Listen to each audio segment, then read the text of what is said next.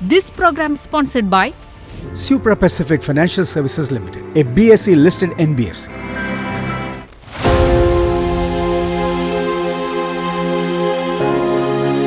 ഈ re-releasing profitable ആണോ അതോ എന്താണ് ഈ റീ-റിലീസിംഗ് കൊണ്ട് പ്രൊഡ്യൂസേഴ്സ് ഉദ്ദേശിക്കുന്നത് എന്താണ് ശരിക്കും?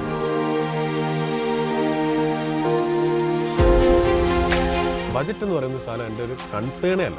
ബജറ്റ് ഉള്ളത് കൊണ്ടൊരു പടം അങ്ങനെയില്ല. ഞാൻ വിശ്വസിക്കുന്നേ ഇല്ല, അത് വിശ്വസിക്കുന്നേ ഇല്ല. ഈ നമ്മൾ പറയുന്ന ഒരു കൺസെപ്റ്റിനോട് ഈ പ്രൊഡ്യൂസേഴ്സ് അവർ പണം മുടക്കാൻ ഏത് തരത്തിലാണ് അവർ തയ്യാറാകുന്നത്? എന്താണ്, അതോ നമ്മൾ കൊടുക്കുന്ന ഒരു കോൺഫിഡൻസിലാണോ? ഒരു 2-3 പ്രൊഡ്യൂസേഴ്സിനെ വെറുതെ റാൻഡമായിട്ട് എടുക്കും തുടർച്ചയായിട്ട്.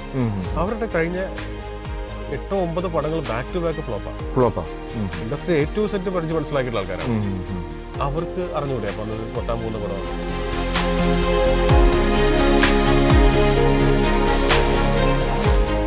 അടുത്ത സിനിമയിലൊന്നും ചേർത്താക്കരുത്. അല്ല, ഞാൻ ചേർത്തിട്ടുണ്ട്. Already Sunday ഹോളിഡേയിലുണ്ട്. ശ്രീനേട്ടൻ പറയുന്നുണ്ട്, സാർ തുപ്പ് തുപ്പ് തുപ്പ് ഇതൊന്നും പറഞ്ഞുകൂടാ, ആ പറഞ്ഞങ്ങ് തുപ്പിക്കള എന്ന് പറയും. ലാസ്റ്റ് പടം ഏതായിരുന്നു? ഞാൻ പറയും അങ്ങനെയല്ല, ലേറ്റസ്റ്റ് പടം ഏതായിരുന്നു? നമുക്ക് എല്ലാവർക്കും ഒരു സമയമുണ്ട്. ഈ സമയത്ത് വേണം നമ്മൾ എന്തെങ്കിലും സമ്പാദിക്കാനും എന്തെങ്കിലും ജീവിതം കൊണ്ട് ഒരു അടയാളം ഉണ്ടാക്കാനും. ആ സമയത്ത് നമ്മൾ ഇതൊന്നും ചെയ്യാതെ വീട്ടിൽ കിടന്ന് ഉറങ്ങിയിട്ട് ഒരു കാര്യമില്ല. ഇറങ്ങി നടക്കുക എന്നുള്ളതാണ്.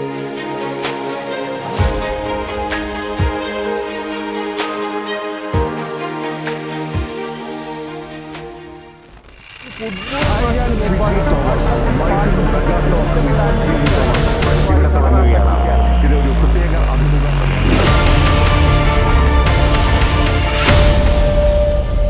പിന്നെ ഇപ്പോൾ നമുക്ക് ഈ റീ-റിലീസുകളുടെ ഒരു കാലമാണല്ലോ. റീ-റിലീസുകൾ ഇങ്ങനെ മലയാളത്തിൽ കൂടി വരികയാണ്. നല്ല സിനിമകളാണ്. എനിക്ക് തോന്നുന്നു ഒരുപക്ഷെ ഇപ്പോഴത്തെ തലമുറയൊന്നും തിയേറ്റർ എക്സ്പീരിയൻസ് കിട്ടാത്തൊരു പടങ്ങളായിരിക്കും അതൊക്കെ എന്ന് വിചാരിക്കുന്നത്. ഈ TV-യിലൊക്കെ വന്നു കഴിഞ്ഞാൽ അത് വേണ്ടത്ര അവർക്ക് ആസ്വദിക്കാനും പറ്റിയിട്ടുണ്ടാവില്ല. ഈ റീ-റിലീസിംഗ് പ്രോഫിറ്റബിൾ ആണോ അതോ എന്താണ് ഈ റീ-റിലീസിംഗ് കൊണ്ട് പ്രൊഡ്യൂസേഴ്സ് ഉദ്ദേശിക്കുന്നത് എന്താണ് ശരിക്കും? എന്നറിയോ, നമ്മൾ പറയില്ലേ ഇപ്പൊ കാക്കയ്ക്കും തൻകുഞ്ഞ് പൊൻകുഞ്ഞെന്ന് പറയും ഇല്ലേ? എല്ലാ പ്രൊഡ്യൂസേഴ്സിനും എന്റെ സിനിമ അന്ന് കളിച്ച് വൻ കളിയാണല്ലോ, അത് ഇപ്പൊ ഇറക്കി അതിനേക്കാൾ ഇറക്കി, ഇത് എപ്പോഴും പറയും. മനസ്സിലായോ? അപ്പൊ പിന്നെ കൂടെ ഇരിക്കുന്നവർ പറയാം, എന്നാ പിന്നെ സാറൊന്ന് ഇറക്കി നോക്ക്, ചേട്ടൻ ആലോചിച്ച് നോക്ക്. ഇവിടെ അങ്ങനെ എനിക്ക് തോന്നുന്നു ഇപ്പൊ ഒരു 20 പടമെങ്കിലും ഇറങ്ങി. ഇതിനകത്തൊരു 3 പടമാണ് കുഴപ്പമില്ലാണ്ട് പോയത്. 3 പടമേ കുഴപ്പമില്ലാണ്ട് പോയിട്ട് അത്യാവശ്യം കളക്ഷൻ കിട്ടിയത്. അത്യാവശ്യമല്ല, മണിച്ചിത്രത്താഴ് നന്നായിട്ട് പോയി, ദേവദൂതൻ നന്നായിട്ട് പോയി, ലാൽ സാറിന്റെ രാവണപ്രഭു നന്നായിട്ട് പോയി, ഗംഭീരമായിട്ട് പോയി. ഗംഭീരം അതിഗംഭീരമായിട്ട് പോയി. സ്ഫടികം ഗംഭീരമായിട്ട് പോയി. നമ്മൾ ആലോചിക്കുന്ന ഒറ്റ വിഷയം എന്ന് വെച്ചാൽ, വെറുതെ കഥ കമ്മ്യൂണിക്കേറ്റ് ചെയ്യുന്ന ഒരു സിനിമ ഇനി നിലം തൊടത്തില്ല. റീ-റിലീസ് ചെയ്താൽ ഒരു മനുഷ്യൻ വരില്ല. ഒരു മനുഷ്യൻ വരില്ല. ഇപ്പൊ തിയേറ്ററിൽ വന്നിട്ട് നമ്മൾ ശ്രദ്ധിക്കാതെ പോയ പടങ്ങളെ കുറിച്ചൊന്നും ആലോചിച്ചാൽ മതി. താരപ്പടങ്ങളായതുകൊണ്ട് ഞാൻ പേര് പറയുന്നില്ല. നമ്മൾ തിരിഞ്ഞു പോലും നോക്കിയിട്ടില്ലെന്നേ. അപ്പൊ അതിന് മുടക്കിയിരിക്കുന്ന ഒരു 10-75 ലക്ഷം രൂപ ഉണ്ടെങ്കിലേ റീ-റിലീസ് ചെയ്യാൻ പറ്റുള്ളൂ. എനിക്ക് അതിന്റെ ഒരു എക്സ്പെൻസിനെ കുറിച്ചൊരു അറിയണമെന്നുണ്ട്. കാരണം ഇത് ഒന്നാമതേ അന്ന് ഇത് കീപ്പ് ചെയ്തിരിക്കുന്നതും ഒക്കെ വേറെ എന്തെങ്കിലും ഒക്കെ ഒരു ഫോർമാറ്റിലായിരിക്കുമല്ലോ. അത് ഡിജിറ്റലൈസ് ചെയ്യണം അല്ലേ? ഡിജിറ്റലൈസ് ചെയ്യണം, അതിന് റിവേഴ്സ് ചെയ്യണം, അതൊക്കെ പരിപാടി എക്സ്പെൻസ് ആണ്. ആ എക്സ്പെൻസ് ഇത് ഉണ്ടാക്കുന്ന എക്സ്പെൻസ് മാത്രമല്ല, ആ എക്സ്പെൻസ് 25 ലക്ഷം രൂപയിൽ നിൽക്കും. ബാക്കി മാർക്കറ്റ് ചെയ്യണ്ടേ ഈ സാധനം. ഇത് തിരിഞ്ഞു നോക്കിയില്ലേ പോയില്ലേ കംപ്ലീറ്റ്. സോഷ്യൽ മീഡിയ വഴിയുള്ള പ്രൊമോഷൻസ് വേണം, എല്ലാം വേണം. അതാ ഞാൻ പറഞ്ഞ 75 മുതൽ 1 കോടി രൂപ വരെ ചെലവുണ്ട് രണ്ടാമത് ഇറക്കുമ്പോൾ. ഈ പഴയകാല ചിത്രങ്ങൾ എത്ര സൂപ്പർ ഹിറ്റ് ആയിരുന്നാലും അത് ഇപ്പോൾ തിയേറ്ററുകളിലേക്ക് എത്തുമ്പോൾ അവർ പ്രതീക്ഷിക്കുന്ന ഒരു ടാർഗറ്റഡ് ഓഡിയൻസ് ആരാണ്? യൂത്താണ്. എപ്പോഴും യൂത്ത് തന്നെയാണ്. യൂത്ത് എന്ന് പറയുമ്പോൾ ഇപ്പൊ പറയാം, ലാൽ സാർ എന്ന് പറയുന്ന ഒരു ട്രെൻഡാണ്. ഇപ്പൊ ശ്രദ്ധിച്ചാൽ മനസ്സിലാവും, ലാൽ സാറ് ഒരു വല്ലാത്ത ഒരു എന്ത് ചെയ്താലും അത് ഭയങ്കരമായിട്ട് സെല്ല് ചെയ്യപ്പെടുന്ന സമയമാണ്. അതേപോലെ അതെല്ലാ കാലത്തുമാണ്. റീ-റിലീസ് ചെയ്യാം, തിയേറ്റർ എക്സ്പീരിയൻസ് കൊടുക്കാൻ പറ്റുമെങ്കിൽ മാത്രം. ഡാൻസ് വേണം, ഇടി വേണം, പാട്ട് വേണം. അതും ഈ ഡാൻസും ഇടിയും പാട്ടും മാത്രം പോരാ. അത് സിനിമയിൽ ഓൾറെഡി ഉള്ളൊരു കണ്ടന്റ് ആണ്. സെഗ്മെന്റ്സ്, സീക്വൻസ്, കഥയെല്ലാം അറിയാം. പക്ഷെ ഇത് ഇപ്പോൾ നമുക്കറിയാലോ, തിയേറ്ററുകളെല്ലാം മറ്റേ അറ്റ്മോസ് ഡോൾബി എഫക്റ്റുകളാണ്.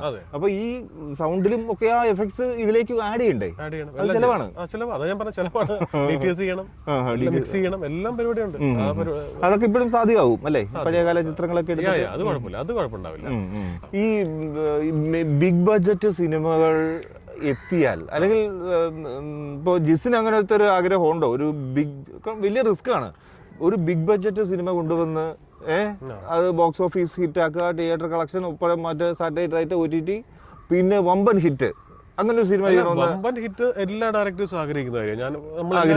അത് ഇത്രയും എക്സ്പെൻസ് ബിഗ് ബഡ്ജറ്റിൽ അല്ല, അങ്ങനെയല്ല. എനിക്ക് ഒരിക്കലും ബഡ്ജറ്റ് എന്ന് പറയുന്ന സംഭവം, അത് ഇന്റർവ്യൂവിൽ ഇരുന്നിട്ട് വലിയ വർത്താനം പറയുന്നതല്ല. ബഡ്ജറ്റ് എന്ന് പറയുന്ന സാധനം എൻ്റെ ഒരു കൺസേണേ അല്ല. ബഡ്ജറ്റ് ഉള്ളത് കൊണ്ടൊരു പടം അങ്ങനെയില്ല, ഞാൻ വിശ്വസിക്കുന്നേ ഇല്ല. അത് വിശ്വസിക്കുന്നേ ഇല്ല. അതുകൊണ്ടൊരു സിനിമ ഓടുന്ന ഒരു ഊര് എനിക്ക് കുറച്ചും കൂടെ ചില സിനിമകൾ പൈസ മുടക്കിയാലേ ആ ഇമോഷൻ കൊണ്ടുവരാൻ പറ്റുള്ളൂ. അങ്ങനത്തെ പടങ്ങളുണ്ട്. അപ്പൊ വടക്കൻ വീരഗാഥ ഇപ്പൊ എടുക്കാം, എനിക്ക് ഭയങ്കര ഇഷ്ടപ്പെട്ട സിനിമയാണ്. ഇപ്പൊ ആ സിനിമ എടുക്കണമെങ്കിൽ എന്തുമാത്രം പൈസ, നല്ല ഉഗ്രം പടമല്ലേ, എത്ര ആർട്ടിസ്റ്റുകളാണ്. അതെ, അപ്പൊ അങ്ങനത്തെ സിനിമകൾ ചെയ്യണം എന്ന് ആഗ്രഹമുണ്ട്. അല്ലാതെ പൈസ കൊണ്ട് ഒരു മാജിക് കാണിച്ചിട്ട് ആൾക്കാർ വരുമെന്ന് ഞാൻ വിശ്വസിക്കുന്നില്ല.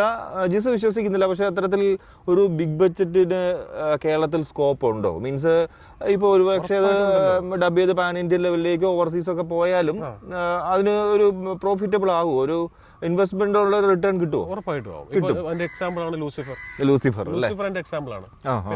കാരണം അവര് ആ സമയത്ത് 100 കോടി രൂപ മുടക്കി ഒരു പടം ചെയ്യണമെന്ന് പറഞ്ഞപ്പോൾ നമ്മളെല്ലാവരും ദൈവമേ എന്നൊരു സാധനം. പക്ഷെ അവര് ട്രെൻഡ് സെറ്റ് ചെയ്തു, ഇപ്പൊ അതൊരു ട്രെൻഡായിട്ട് മാറി. അപ്പോൾ ഈ നമ്മൾ പറയുന്ന ഒരു കൺസെപ്റ്റിനോട് ഈ പ്രൊഡ്യൂസേഴ്സ് അവർ പണം മുടക്കാൻ ഏത് തരത്തിലാണ് അവർ തയ്യാറാകുന്നത്? എന്താണ്? അതോ നമ്മൾ കൊടുക്കുന്ന ഒരു കോൺഫിഡൻസിലാണോ പറയണേ സാർ ഇത് നമ്മൾ ഈ പടം ഈ കൺസെപ്റ്റ് വിജയിക്കും തിയേറ്ററിൽ, സാറ് ധൈര്യമായിട്ട് പൈസ മുടക്കിക്കൂ എന്നൊരു ഉറപ്പാണോ കൊടുക്കുന്നത്? അതോ ഈ പ്രൊഡ്യൂസേഴ്സിനൊക്കെ ഈ സിനിമകളെ കുറിച്ചൊരു ധാരണയുണ്ട്, കേരള ഇൻഡസ്ട്രിയെ കുറിച്ചൊരു ധാരണയുണ്ട്, നമ്മുടെ ഓഡിയൻസിന്റെ കൺസെപ്റ്റുകളെ കുറിച്ചൊരു ധാരണയുണ്ട്, അത്തരത്തിലാണോ കാര്യങ്ങൾ? അങ്ങനെ പറയാൻ പറ്റില്ല. ധാരണയുണ്ടെന്നൊരു സാധനം എന്താ പറയുക. അങ്ങനെയാണെങ്കിൽ ഇപ്പൊ ഞാൻ പേര് പറയുന്നില്ല, ഇൻഡസ്ട്രിയിൽ തുടർച്ചയായി സിനിമകൾ ചെയ്തുകൊണ്ടിരിക്കുന്ന ഒരു 2-3 പ്രൊഡ്യൂസേഴ്സിനെ വെറുതെ റാൻഡമായിട്ട് എടുത്തു. തുടർച്ചയായിട്ട് അവരുടെ കഴിഞ്ഞ 8-9 പടങ്ങൾ ബാക്ക് ടു ബാക്ക് ഫ്ലോപ്പാ. ഇൻഡസ്ട്രി ഏറ്റവും സെറ്റ് പഠിച്ച് മനസ്സിലാക്കിയിട്ടുള്ള ആൾക്കാരാണ്. അവർക്ക് അറിഞ്ഞുകൂടെ അപ്പൊ അന്നത് പൊട്ടാൻ പോകുന്ന പടമാണ്? ഇല്ല. അതിനകത്ത് ഒരു പോയിന്റിൽ അവർ വിശ്വസിക്കുകയാണ് ഈ സിനിമയെ.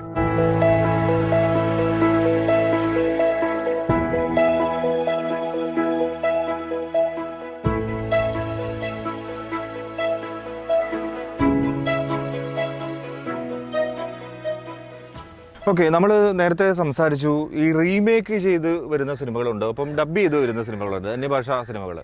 എനിക്ക് തോന്നുന്നു റീമേക്ക് ചെയ്യുന്നതിന് പ്രൊഡക്ഷൻ കോസ്റ്റ് വീണ്ടും കൂടും അല്ലേ? റീമേക്ക് വീണ്ടും അതുപോലെ തന്നെ ചെയ്യാണ്, ഈ ക്യാരക്ടേഴ്സിനെ എല്ലാം വെച്ച് ചെയ്യാണ്. അപ്പൊ കൂടുതൽ ഈ അന്യഭാഷാ ചിത്രങ്ങളിലേക്ക് വരുമ്പോഴത്തേക്കും എല്ലാം ഡബിംഗ് വേർഷനാണ് എല്ലാവരും പ്രിഫർ ചെയ്യുക അല്ലേ കൂടുതലായിട്ട്. റീമേക്കുകൾ ഇപ്പൊ വളരെ കുറവാണ്. അതിന്റെ കാരണം എന്ന് വെച്ചാൽ റീമേക്ക് ഇല്ലാത്തതിന്റെ റീസൺ, ഇപ്പോ നമ്മൾ ഒരു കന്നഡ പടം അല്ലെങ്കിൽ ഒരു തെലുങ്ക് പടം ഹിറ്റായെന്ന് വെച്ചോ. പണ്ട് ഇവിടെ എങ്ങനെ ആയിരുന്നല്ലോ, ഇപ്പോൾ ദിലീപ് ഏട്ടന്റെ മര്യാദ രാമൻ എന്ന് പറയുന്ന സിനിമ സൗത്ത് ഇന്ത്യയിൽ എല്ലാ ലാംഗ്വേജിലും റീമേക്ക് ചെയ്ത പടമാണ്. അതിന്റെ മലയാളം വെർഷന്റെ പേരാണ് മര്യാദരാമൻ. അപ്പം ദിലീപ് ആയിരുന്നോ ഈ മറ്റു ഭാഷകളിലെ? അവിടെ ഹിറ്റ് ആയതുകൊണ്ട് എല്ലാ സൗത്ത് ഇന്ത്യൻ ലാംഗ്വേജിലും വന്നു. അതായത് അവിടുത്തെ പ്രമുഖ ആർട്ടിസ്റ്റുകളെ വെച്ചിട്ട്. അതെ, അതേപോലെ ഇവിടുന്ന് ഒരുപാട് പടങ്ങൾ അങ്ങോട്ട് പോയിട്ടുണ്ട്. ഇപ്പൊ നമ്മുടെ മഹേഷിന്റെ പ്രതികാരം എന്ന് പറഞ്ഞു. പക്ഷെ ഇപ്പൊ എന്താണ് റീമേക്ക് നടക്കാത്തെന്ന് വെച്ച് കഴിഞ്ഞാൽ, ഇപ്പോ OTT വന്നോണ്ട. അപ്പൊ നമ്മൾ ഓൾറെഡി മഹേഷിന്റെ പ്രതികാരം, ഫോർ എക്സാമ്പിൾ പറയുന്നത്, മഹേഷിന്റെ പ്രതികാരം എന്ന് പറയുന്ന സിനിമ നമ്മൾ OTT-കാരന് കൊടുത്തു. അതേ കോണ്ടന്റ് ഇനി അവർ റീമേക്ക് ചെയ്തിട്ട് വേറെ ഭാഷയിൽ അതേ കോണ്ടന്റ് കൊണ്ട് കൊടുക്കാൻ പറ്റില്ല. കാരണം ഓൾറെഡി 5 ഭാഷയിൽ കിടക്കുക ഈ പടം. ഇപ്പൊ എന്റെ തലവൻ എന്ന് പറഞ്ഞ സിനിമ നമ്മൾ അടിച്ചു കഴിഞ്ഞാൽ ഹിന്ദി ഉൾപ്പെടെ എല്ലാ ഭാഷയിലും കിടപ്പുണ്ട്. ആണല്ലേ? ഇതേ OTT-ല്. മനസ്സിലായി? അപ്പൊ കാണേണ്ടവരെല്ലാം അങ്ങനെ കണ്ടു കഴിഞ്ഞു. അതിനിടയിൽ നമ്മൾ ഇനി പിന്നെ പോയിട്ട് വീണ്ടും റീമേക്ക് ചെയ്യുന്നതിൽ കാര്യമില്ല. OTT വന്നപ്പോൾ ആ റീമേക്കിംഗ് ബിസിനസ് ഇല്ലാതായിട്ടുണ്ട്. ഉണ്ടായ നേട്ടങ്ങളെ കുറിച്ച് പറയുമ്പോൾ ഇല്ലാതായ ബിസിനസ് അങ്ങനെയുണ്ട്. അങ്ങനെ അത് റീമേക്കിൽ കൊണ്ടുണ്ടായ ഒരു ലാഭം ഇല്ല. നമ്മൾ OTT-ല് ഇപ്പൊ ഞാനൊരു സിനിമ ഉണ്ടാക്കി. ഇപ്പൊ തലവൻ കൊണ്ട് OTT-ക്ക് സോണിക്ക് കൊടുക്കുകയാണ്. സോണി നമ്മളോട് ആവശ്യപ്പെടുന്ന ഞങ്ങൾ സിനിമ ഇഷ്ടപ്പെട്ടു, ഇത്ര രൂപ ഡീൽ ഉണ്ടാക്കി, ഓക്കെ ശരി, ഇനി നിങ്ങൾ ചെയ്തു തരേണ്ട സാധനം എന്ന് വെച്ച് കഴിഞ്ഞാൽ ഇതിനകത്ത് ഈ 6 ഭാഷകളിലേക്ക് ഞങ്ങൾ ഇത് ഡബ് ചെയ്യും. അപ്പൊ അത് ചെയ്ത് ഒരു വലിയ ഇൻഡസ്ട്രിയാണ്. ബോംബെയിലാണ് അതിന്റെ കൂടുതൽ വർക്ക്. ഇപ്പൊ കേരളത്തിൽ നടക്കുന്നുണ്ട്. അത് മാത്രം ചെയ്യുന്ന ആൾക്കാരുണ്ട്, ഡബിംഗ് ബിസിനസ് മാത്രം ചെയ്യുന്നത്. ഇപ്പൊ ഫീച്ചറിന്റെ ഒരു പ്രൊഡ്യൂസർ ആണെങ്കിൽ എനിക്ക് നിങ്ങളുടെ സിനിമ ഏൽപ്പിച്ചാൽ ഒരു മാസം കൊണ്ട് ഞാൻ നിങ്ങൾക്ക് കംപ്ലീറ്റ് 6 ഭാഷകളിലേക്ക് അതാത് ആർട്ടിസ്റ്റ് മാറ്റി ഡബ് മാറ്റി ചെയ്ത് എല്ലാം ചെയ്ത് സ്ക്രിപ്റ്റ് മാറ്റി എഴുതി ഡബ് ചെയ്യിച്ച് മിക്സ് ചെയ്ത് ഔട്ട് ചെയ്ത് തരും. നിങ്ങൾക്ക് അതുകൊണ്ട് OTT കൊടുത്താൽ എനിക്ക് അതിനകത്തൊരു ഭയങ്കര വിഷമം തോന്നാനുള്ള ഒരു കാര്യം എന്ന് പറഞ്ഞു കഴിഞ്ഞാൽ ഈ തമിഴിലും അല്ലെങ്കിൽ തെലുങ്കിലും ഒക്കെ നമ്മൾ കേൾക്കുന്ന ഒരുപക്ഷെ പൂർണ്ണമായിട്ട് അർത്ഥമൊന്നും മനസ്സിലായി എന്ന് വരില്ല. പക്ഷേ ഇതൊക്കെ മലയാളത്തിലേക്ക് ഈ പാട്ടുകൾ എഴുതി പിടിപ്പിച്ച് വൾഗറാക്കുന്നത് ചിലപ്പോൾ സഹിക്കില്ല. എന്റെ കാരണം ഈ ലിപ്പ് സിങ്ക് ആവുന്നൊരു സാധനമുണ്ട്. അതുമല്ല ഇതിന്റെ റൈറ്റിംഗിൽ പോലും ഇവരത് ആ ഭാഷയ്ക്ക് അനുയോജ്യമായ സാഹിത്യം മറ്റോ ഒക്കെ ആയിരിക്കും ഉപയോഗിച്ചിരിക്കുക. അത് മലയാളത്തിലേക്ക് അങ്ങനെ തന്നെ എഴുതുകയാണ്. വളരെ നന്നായിട്ട് എഴുതുന്ന ആൾക്കാരുണ്ട്. വളരെ അപൂർവം, ഒരാൾ രണ്ടാള് അത്രേ ഉള്ളൂ അങ്ങനെ എഴുതുന്നത്. ഒന്നാമത്തെ കാര്യം ഈ മെയിൻ കവികളുണ്ടല്ലോ, മെയിൻ പാട്ട് എഴുത്തുകാർ, അവർ ഈ ഡബിങ് പടം എഴുതത്തില്ല. നമുക്ക് പോയിട്ട് ശ്രീകുമാരൻ തമ്പി സാറിന്റെ അടുത്ത് ഡബിങ് പടത്തിന് പാട്ട് എഴുതാൻ പറഞ്ഞ പുള്ളി ഓടിക്കില്ലേ എന്ന് പറഞ്ഞ പോലെ കൈതപ്പുറം നടക്കുന്നില്ല. അപ്പൊ അതുകൊണ്ട് അതാണ് ഇതിന്റെ പ്രധാനപ്പെട്ട ആ സാഹിത്യം അവിടെ മിസ്സിംഗ് ആണ്.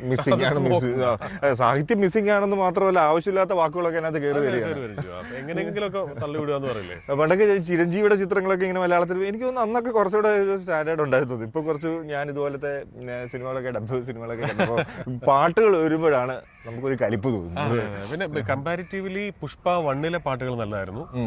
പിന്നെ ബാഹുബലിയിലെ പാട്ടുകൾ മങ്കൊമ്പ് ഗോപാലകൃഷ്ണൻ എഴുതിയത് ലെജൻഡറി ആളാണ്.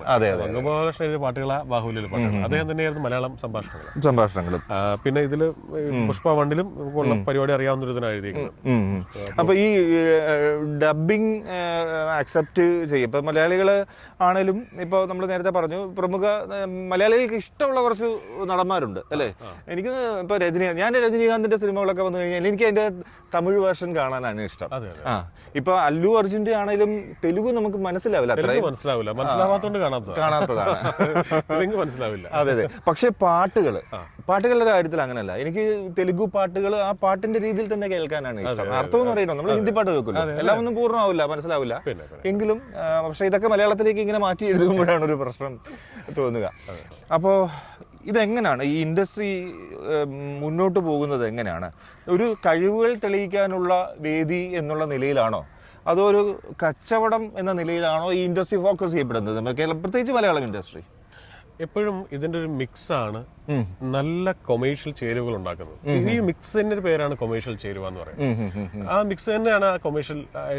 ഇപ്പോൾ അതായത് ഒരു നല്ല സിനിമ ഉണ്ടാകുമ്പോഴേ ശരിക്കും അതിന്റെ സന്തോഷം നമ്മൾ എപ്പോഴും കാണുന്നത് ഫസ്റ്റ് തിയേറ്ററുകാര് ഭയങ്കര സന്തോഷമാണ്.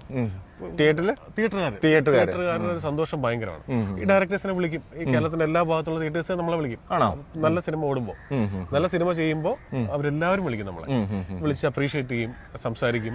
നിങ്ങൾ കണ്ണൂർ വരുമ്പോ, കാസർഗോഡ് വരുമ്പോ, വടകര വരുമ്പോ, തിരുവനന്തപുരത്ത് വരുമ്പോ, ഇരിട്ടിയിൽ വരുമ്പോ, ഇടുക്കിയിൽ വരുമ്പോ ഞങ്ങളുടെ തിയേറ്ററിൽ വരണം എന്നൊക്കെ പറഞ്ഞ് വിളിക്കുന്ന ആൾക്കാർ ഇപ്പോഴും. ചിലപ്പോൾ ഒരു പടം ഇറങ്ങാൻ 2 വർഷമൊക്കെ ആകുമ്പോഴത്തേക്കും എന്താണ് പടമൊന്നും കണ്ടില്ലല്ലോ എന്നൊക്കെ പറഞ്ഞ് വിളിക്കുന്ന ആൾക്കാർ ഇപ്പോഴും ഉണ്ട്. അത് ഭയങ്കര സന്തോഷമാണ്. ഇനി ഇത് നമ്മൾ ആരും ശ്രദ്ധിക്കാത്തൊരു മേഖലയുണ്ട് തിയേറ്റർ ബിസിനസിന്റെ കൂടെ, ആരും ശ്രദ്ധിച്ചിട്ടില്ലാത്ത അതിഭീകര ബിസിനസ് പറഞ്ഞുണ്ട് ക്യാൻറ്റീൻ.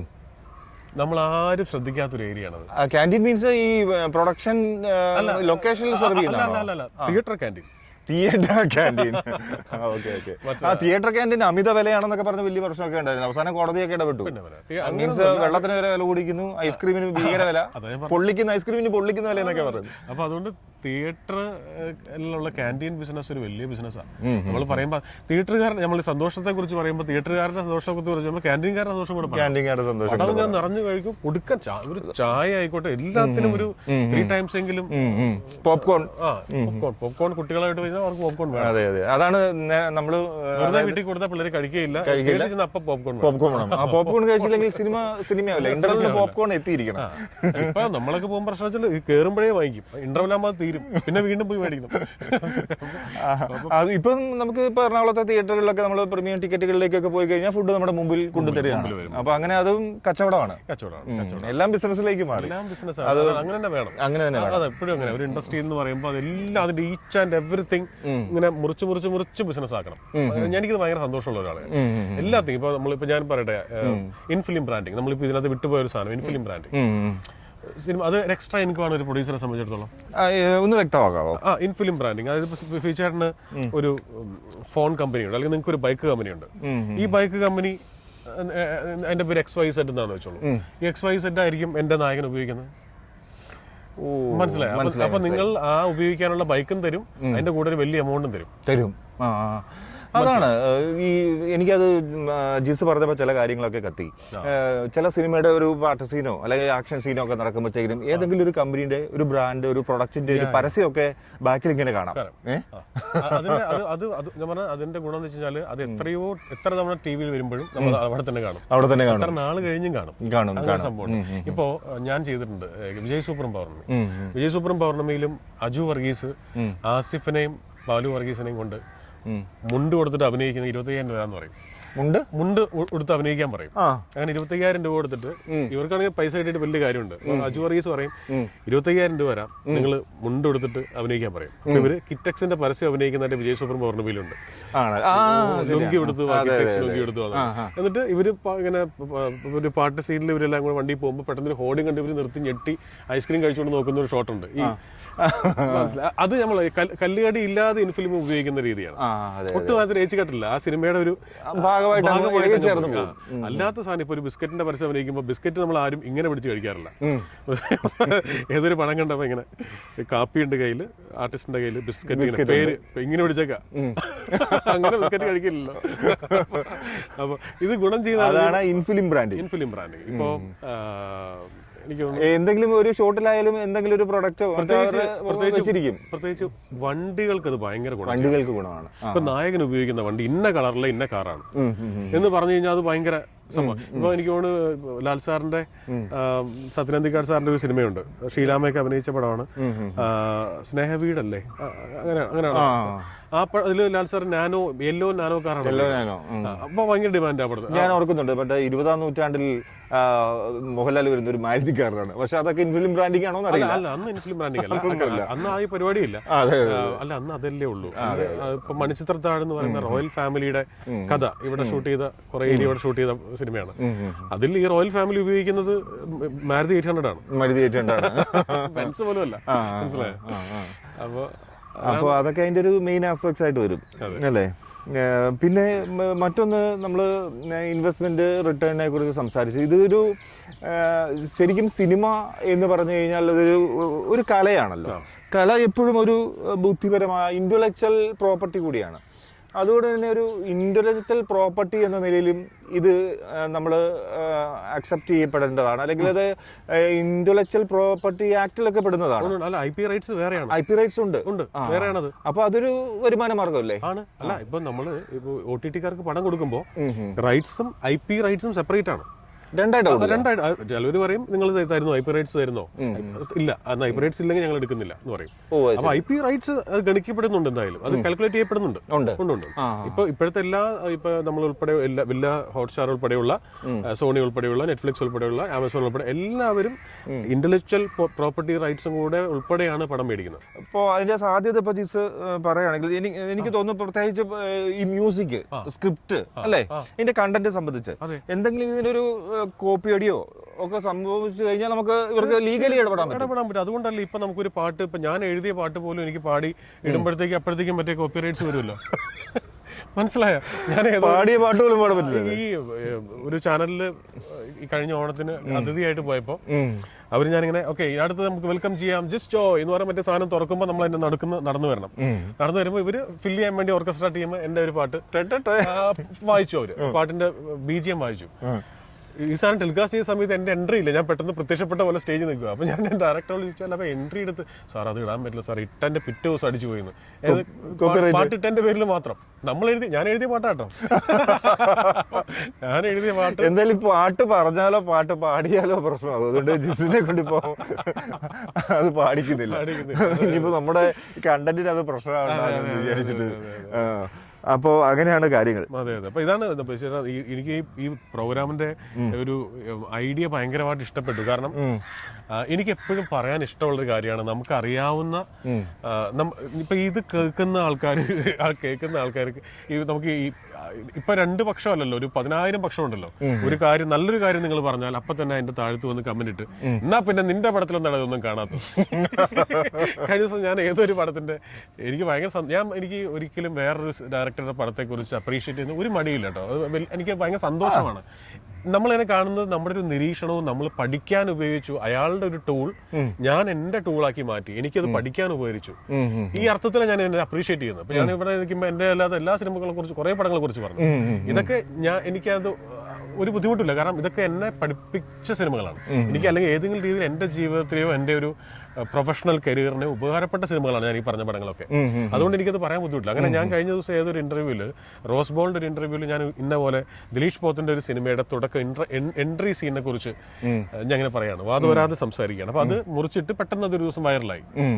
ആ ഏരിയ മാത്രം, അത് മുറിച്ചിട്ട് ആ ഒരു 2 മിനിറ്റ് മാത്രം. കുറെ പേര് എനിക്ക് അയച്ചു വരുന്നു, ഒരു നൊയ്യോ ഞങ്ങൾ ഈ പടം കണ്ടപ്പോൾ ഇത് ശ്രദ്ധിച്ചിട്ടില്ലല്ലോ എന്നൊക്കെ പറഞ്ഞത്. അപ്പൊ ഞാൻ വെറുതെ ഇങ്ങനെ കമന്റ്സിലൂടെ പോകുമ്പോൾ ഒരുത്തണ്ടൊക്കെ ഇതൊക്കെ അറിയാമെങ്കിൽ പിന്നെ നിന്റെ പടത്തിൽ എന്താണ് ഇത് കാണാത്തത്? അപ്പൊ അതിന്റെ താഴെ വേറെ ഡിസ്കഷൻ. ഞാൻ ഇയാളുടെ സൺഡേ ഹോൾഡ് കണ്ടിട്ടില്ലേ, വിജയ് സൂപ്പർ കണ്ടിട്ടില്ലേ, തലവൻ കണ്ടിട്ടില്ലേ, പൊരിഞ്ഞടി. അപ്പൊ ഇതുമായിട്ട് നീ കമ്പയർ ചെയ്യാണോ? ഞാൻ ഇനി ഒരു അവസാനത്തെ ചോദ്യം ചോദിക്കാൻ പോകണം. ഈ ഇന്റർവ്യൂവിന്റെ അവസാനത്തെ ചോദ്യമാണ്.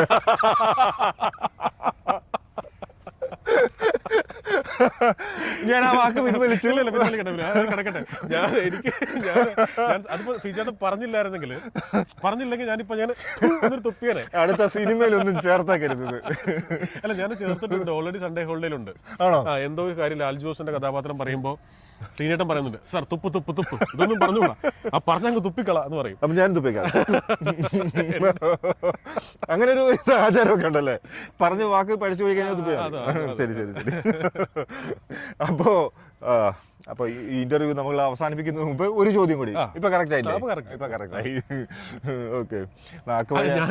ഈ അക്ഷരങ്ങളുടെ ലോകത്ത് അക്ഷര തെറ്റുകളും ഉണ്ടാവുമല്ലോ. ചില ആൾക്കാര് വന്നിട്ട് ലാസ്റ്റ് പടം ഏതായിരുന്നു? അത് ഞാൻ പറയാം, അങ്ങനെയല്ല ഏട്ടാ, ലേറ്റസ്റ്റ് പടം ഏതായിരുന്നു? അതോടെ തീരുമാനമായി. രണ്ടിലും കാര്യം LST ഒക്കെ ഉണ്ടെങ്കിലും ചെറിയ വ്യത്യാസമുണ്ട്. അല്ല, വേറൊരു ചോദ്യം കൂടെ വരാറുണ്ട്. എനിക്ക് ഈ ആർട്ടിസ്റ്റുകളും ഇതുപോലെ ഡയറക്ടേഴ്സും ഒക്കെ ഫേസ് ചെയ്യുന്ന ഒരു ചോദ്യം ഉണ്ടല്ലോ. ഞാൻ അങ്ങനെ ചോദിക്കാറില്ല. ഞാനിപ്പോ ഫിലിം ഫീൽഡിൽ നിന്ന് ഒരുപാട് പേരെ ഇന്റർവ്യൂ ചെയ്തിട്ടുണ്ട്. അപ്പൊ അവരോട് ഞാൻ ഒരിക്കലും ചോദിക്കാറില്ല കേട്ടോ. അടുത്ത പടമൊന്നുമില്ലേ? ചിലപ്പോ ഇവരൊരു തിക്കുമുട്ടലാകും ആകെ. അവര് ഉള്ളിലൊന്നും വെച്ച് വയ്ക്കുന്നതല്ല, അതൊരു യൂസേജ് ആണ്. പടമൊന്നുമില്ലേ, നമ്മൾ വെറുതെ എവിടെയും ഇരിക്കുന്ന കണ്ടു കഴിഞ്ഞാൽ, ഇതിലിപ്പോ ഒരു ചായക്കടയിലോ ഒക്കെ ഒരു നാടൻ കടയിലൊക്കെ ഭക്ഷണം കഴിച്ചുകൊണ്ടിരിക്കുന്ന സമയത്ത് പടമൊന്നുമില്ലേ? അത് പല മോഡുലേഷന് ചോദിക്കാം. അല്ല, അത് ഒരു കലാകാരനെ സംബന്ധിച്ചൊരു കുത്തലാണ് അല്ലേ. ചിലപ്പോ സാധാരണ അല്ലെങ്കിൽ മറ്റു ജോലി ചെയ്യുന്ന ഒരാൾ ഇന്ന് പണിക്ക് പോകാതിരിക്കുമ്പോ ചേട്ടാ ഇന്ന് പണിയുന്നില്ലേ, ഓ ഇല്ലടാ എന്ന് പറയുള്ളൂ. അതിനൊക്കെ അങ്ങനെ കണ്ടാൽ മതി. അതൊന്നും നമ്മൾ അതിന്റെ വാക്കുകൾക്കിടയിൽ വായിച്ചെടുക്കുക വളരെ സ്നേഹത്തോട് വെക്കുന്ന കാര്യമല്ല. അതെ അതെ അതെ അതെ. അപ്പൊ എല്ലാം അംഗീകരിച്ച് മുന്നോട്ട് പോകുക തന്നെയാണ് നല്ലത്. ഓക്കെ. അപ്പോ ഞാൻ ചോദിക്കാൻ വന്നത് ഇതാണ്. അതായത് ഒരു പ്രൊഡ്യൂസർ കോടികൾ മുടക്കി സിനിമ എടുക്കുന്നു, നടന്മാർക്ക് വലിയൊരു തുക കൊടുക്കുന്നു, നല്ല പ്രൊഡക്ഷൻ കോസ്റ്റ് ആകുന്നു, തിയേറ്റർ, ഡിസ്ട്രിബ്യൂഷൻ, ഇതെല്ലാം ചെലവുകളാണ്, വാരിച്ച ചെലവുകളാണ്. പ്രൊഡ്യൂസർ ഈ ഒരു സിനിമ ഡയറക്ടർക്ക് കൈമാറുകയാണ്. സിനിമ എപ്പോഴും അറിയപ്പെടുക, അല്ലെങ്കിൽ ചിലപ്പോൾ താരങ്ങളുടെ പേരിൽ അറിയപ്പെടുന്ന സിനിമകളുണ്ട്, സംവിധായകന്റെ പേരിൽ അറിയപ്പെടുന്ന സിനിമകളുണ്ട്. സംവിധായകന് കിട്ടുന്ന ഒരു ലാഭം വ്യക്തമാക്കാൻ തയ്യാറാണോ? സംവിധായകൻ ഞാൻ പറയാം, നമ്മൾ മലയാളം ഇൻഡസ്ട്രിയിൽ അതൊരിക്കലും ഒരു വലിയ എമൗണ്ട് അല്ലല്ലോ. ഇപ്പൊ ഒരു വർഷം നമ്മുടെ ചാനൽ ബിസിനസ് ന്യൂസ് അതാ ഞാൻ പറഞ്ഞു, എന്റെ ഒരു 2 വർഷം പോലും സിനിമയിലായിട്ടില്ലാത്തൊരു നായകൻ വാങ്ങിക്കുന്ന പൈസ ഓക്കെ, ആൾക്കാർക്ക് ഓക്കെ, സപ്പോസ് ഒരു ഫിഗർ പറഞ്ഞു, അതേ തുക 10 വർഷം അല്ലെങ്കിൽ 15 വർഷം അല്ലെങ്കിൽ 20 വർഷമായിട്ട് നിൽക്കുന്ന സംവിധായകൻ വാങ്ങിച്ചെന്ന് പറഞ്ഞാൽ അയ്യോ അയാൾ അത്രയൊക്കെ മേടിക്കുന്നുണ്ടോ?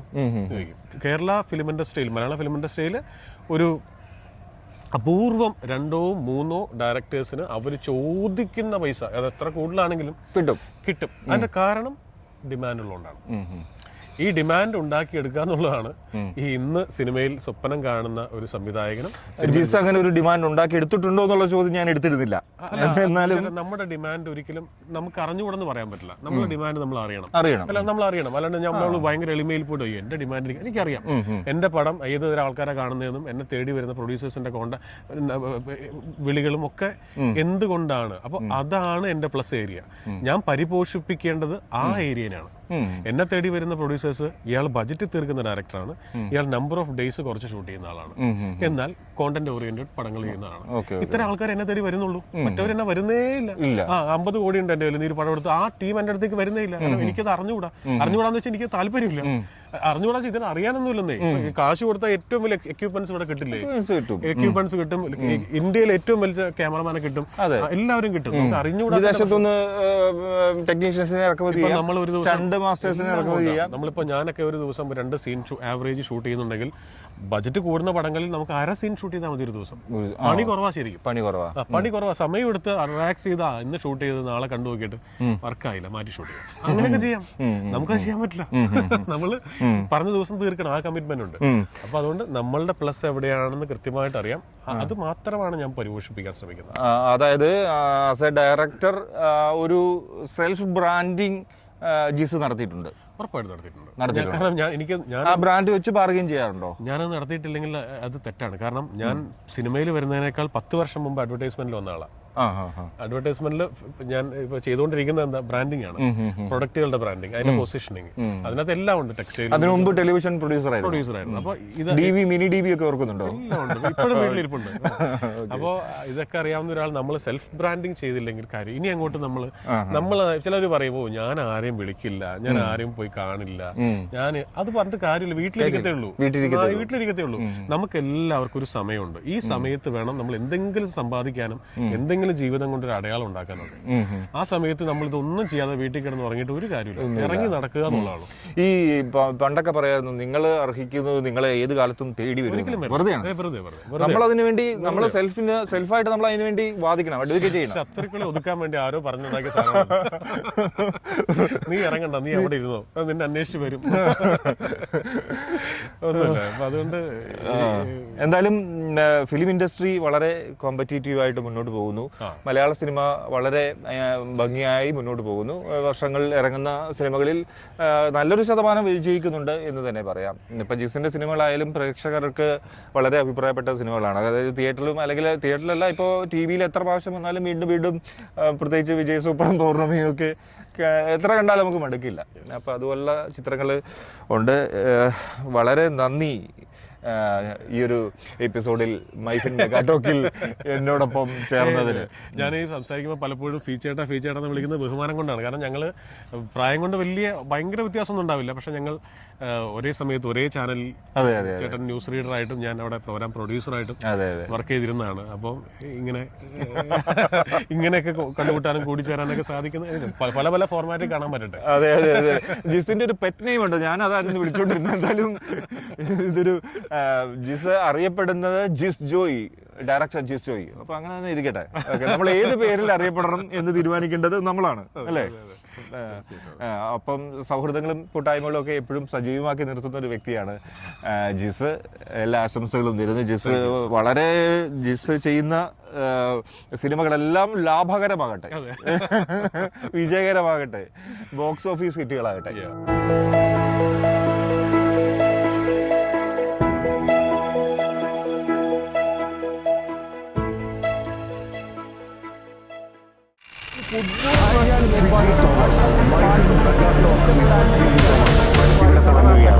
ഇതൊരു പ്രത്യേക അഭിമുഖം.